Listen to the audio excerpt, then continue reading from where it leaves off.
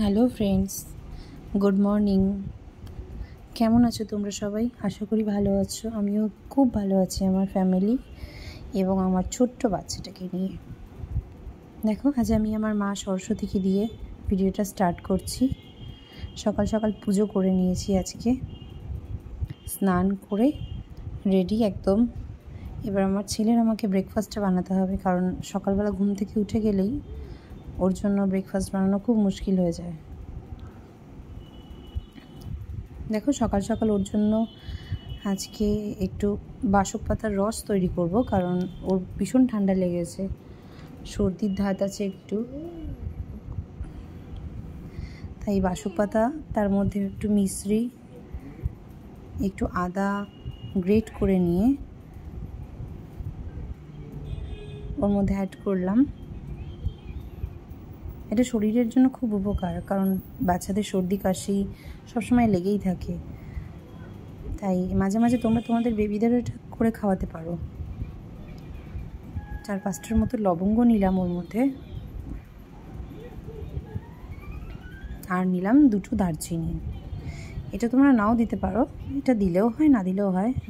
আমি কোনোদিন দিই না, সেদিন হঠাৎ মনে হলো যেহেতু ছেলেটার কাশিও হচ্ছে, দারচিনি অ্যাড করি যদি একটু উপকার হয়। দেখো ফ্রেন্ডস, আমি আমার হাজব্যান্ড এবং আমার ছেলের জন্য দুজনের জন্যই রেডি করে ফেলেছি ঘরোয়া পদ্ধতিতে।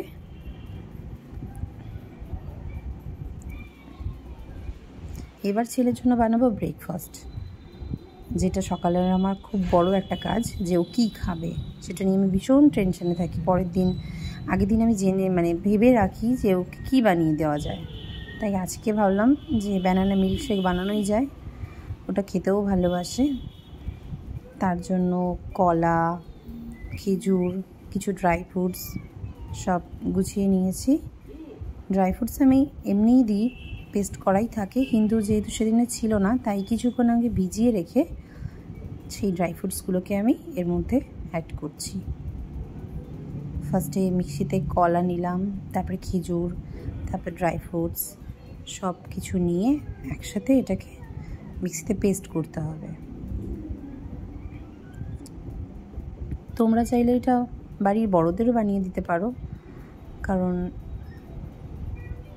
এটা ভীষণ শরীরের জন্য যেমনি হেলদি, আর সময়ের অভাবে এটা চটজলদি হয়েও যায়। আমি এর মধ্যে দেখো বন্ধুরা, ছাতু অ্যাড করলাম। তোমরা চাইলে এতে ওটসও দিতে পারো। আমি আমার ছেলেকে মাঝে মধ্যে ওটসও অ্যাড করে দিই, আবার ছাতুটাও দিই, কারণ ছাতুটাও শরীরের জন্য খুব দরকার। এরবার এর মধ্যে ভালো করে মিক্সড করে দিয়ে দেব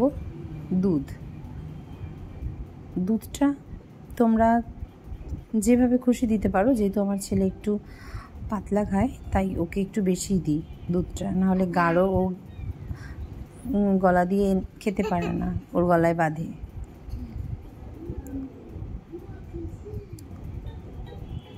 সব কিছু দিয়ে এবার এটাকে মিক্সিতে দিয়ে বানিয়ে নিলেই তৈরি হয়ে যাবে ব্যানানা মিল্কশেক।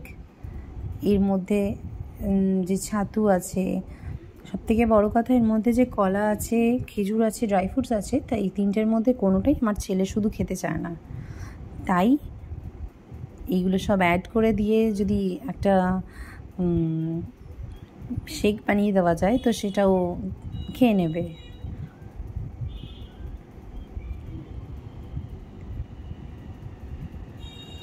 দেখো ফ্রেন্ডস, রেডি হয়ে গেল আমার আজকের রেসিপি, সকালবেলা ব্যানানা মিল্কশেক।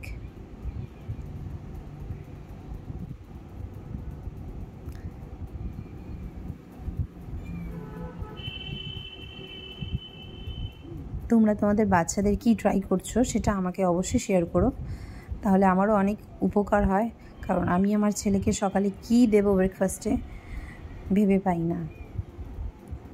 তাই তোমরাও যদি কোনো কিছু বাচ্চাদের নতুন নতুন রেসিপি ট্রাই করে থাকো, অবশ্যই আমাকে শেয়ার করো। কেমন? টাটা।